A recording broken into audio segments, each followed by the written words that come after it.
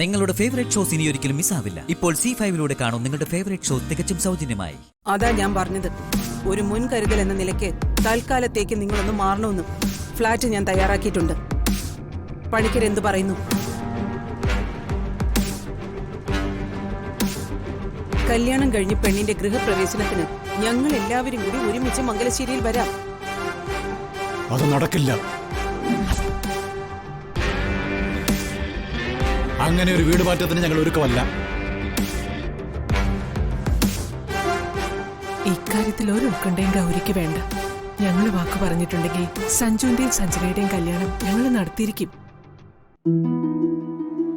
ഗൗരി ധൈര്യമായിട്ട് പോയിക്കോളൂ.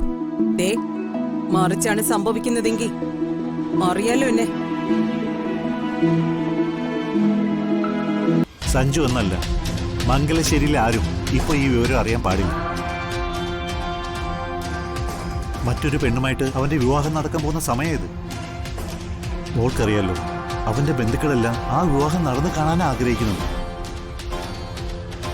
അതിന്റെ ഇടയിലേക്ക് ഇങ്ങനൊരു വാർത്ത ചെന്നാലുള്ള അപകടാവസ്ഥ നീ എന്താ ഓർക്കാത്തത്?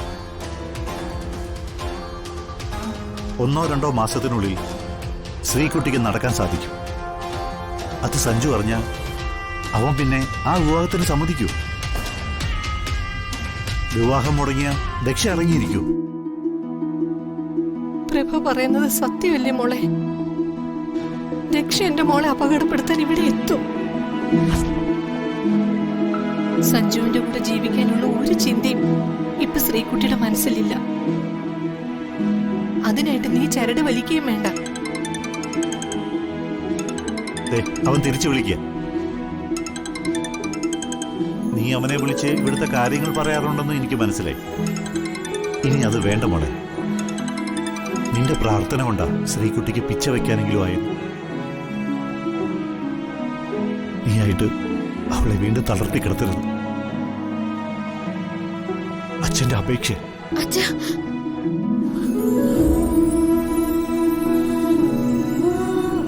അവൻ ദക്ഷയുടെ മകളെ തന്നെ വിവാഹം കഴിക്കട്ടെ. മംഗലശ്ശേരിക്കാരുമായിട്ട് നമുക്കൊരു ബന്ധവുമില്ല. ശ്രീകുട്ടിയും കൊണ്ട് ഞാൻ ആ വീട്ടിൽ നിന്ന് ഇറങ്ങുമ്പോൾ തീരുമാനിച്ചതാ.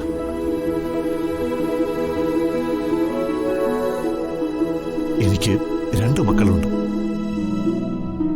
ശ്രീകുട്ടിക്ക് സുഖപ്പെട്ട നമ്മള് ഈ നാട് വിടും. പിന്നെ നമുക്ക് നമ്മുടെ ജീവിതം.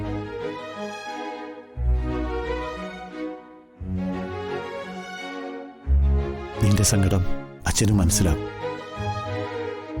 കഴിഞ്ഞു പോയതെല്ലാം മറ്റൊരു ജന്മത്തിലാ. ആരോടും ശാപവാക്കുകൾക്കോ പ്രതികാരത്തിനോ ഇനി എന്റെ കുട്ടികൾ ഇരയായി തീരാൻ പാടില്ല.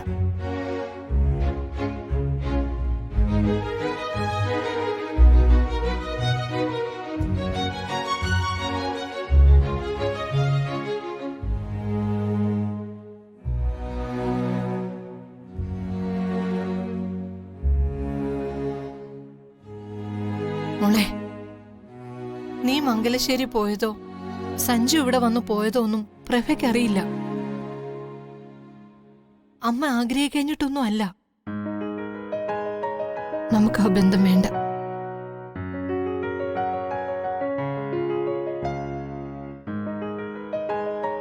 ശ്രീകുട്ടി എഴുന്നേൽക്കാൻ ശ്രമിച്ച കാര്യം പുറത്തൊരു കുഞ്ഞു പോലും അറിയാൻ പാടില്ല. നമ്മൾ ഈ നാട് വിട്ടു പോകുന്നതുവരെ അത് രഹസ്യമായി ഇരിക്കണമെന്ന് പ്രഭയ്ക്ക് നിർബന്ധമുണ്ട്. അമേരിക്കയിലെ ഡോക്ടേഴ്സ് വരെ എഴുതി തള്ളിയ കാര്യമാ. അവിടുന്ന് അവളെ ദൈവകൃപ കൊണ്ട് ജീവിതത്തിലേക്ക് കൂട്ടിക്കൊണ്ടുവന്നിരിക്കുന്നത്. സഞ്ജുവോ മറ്റാരെങ്കിലും ഈ വിവരം അറിഞ്ഞ് മനയിലേക്ക് വന്നാലേ പ്രഭയ്ക്ക് അത് താങ്ങാനാവില്ല.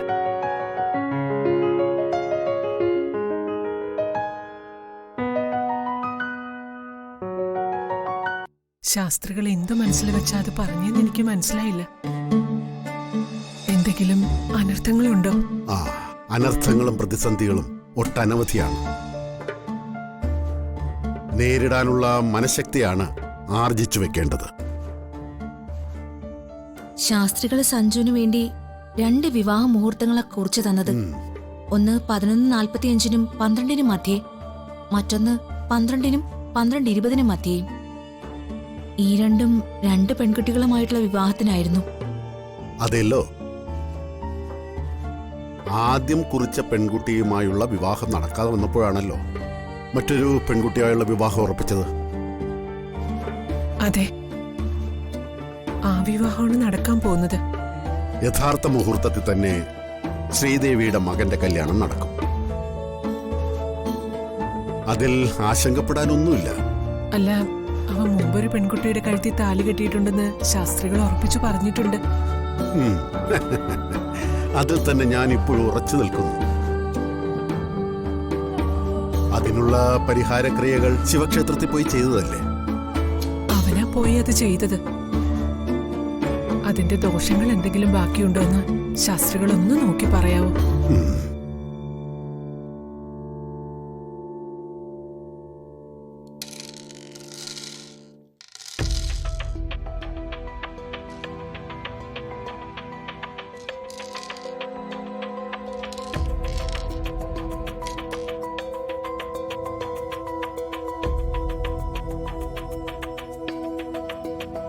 മകന്റെ ജീവൻ ഇപ്പോഴും സംരക്ഷണ വലയം തീർത്തിരിക്കുന്നത് ആ താലിയാണ്. അതില് ഒരു ദേവീ ചൈതന്യം ഞാൻ കാണുന്നുണ്ട്. ഇപ്പോഴും ആ താലി ആ കുട്ടിയുടെ കഴുത്തിലുണ്ടോ? നിശ്ചയമായി അവളുടെ കഴുത്തിലുണ്ട്. അമ്മ സഞ്ജുവിന്റെ ഭാര്യയാണെന്ന് എല്ലാരും അറിയാൻ പോവാണോ? എന്റെ ദേഹം തളരുന്നു. അവളതൊരു പൂജാദ്രവ്യം പോലെ കഴുത്തിൽ അലങ്കരിച്ചിട്ടുണ്ട്. ശ്രീകുട്ടിയുടെ കഴുത്തില സഞ്ജു താലി കെട്ടിയതെന്നല്ലേ നമ്മൾ വിശ്വസിക്കുന്നത്? നമ്മളല്ല, ശ്രീദേവിയടുത്തല്ലേ. പക്ഷേ ശ്രീകുട്ടി താലി അണിയുന്നുമില്ല. ആ താലി നിങ്ങൾക്കൊരു ബന്ധവുമില്ലാത്ത ഒരു പെൺകുട്ടിയുടെ കഴുത്തിലാണുള്ളത്.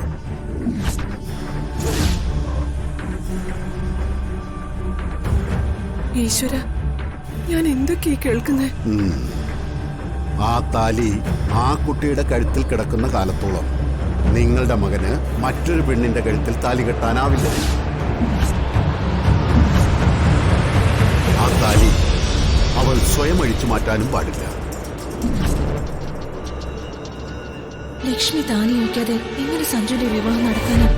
അത് മുടങ്ങി പോകുന്ന കാര്യത്തിൽ എനിക്ക് ഒരു സംശയമില്ല. പിന്നെ എങ്ങനെയാ ശാസ്ത്രികള് എന്റെ മോന്റെ കല്യാണം നടക്കുന്നത്? ഞാൻ തുടക്കത്തിലെ പറഞ്ഞതല്ലേ വിവാഹത്തിലെത്താൻ വൈതരണികളുണ്ടെന്ന്. ഈ പറഞ്ഞ ദിവസം നിങ്ങളുടെ മകന്റെ 2ാം കെട്ടിന് യോഗം കാണുന്നുമുണ്ട്. എന്ന് വെച്ചാൽ ഞാൻ കുറിച്ചു തന്ന മുഹൂർത്തത്തിൽ തന്നെ താലികെട്ട് നടക്കുമെന്ന്.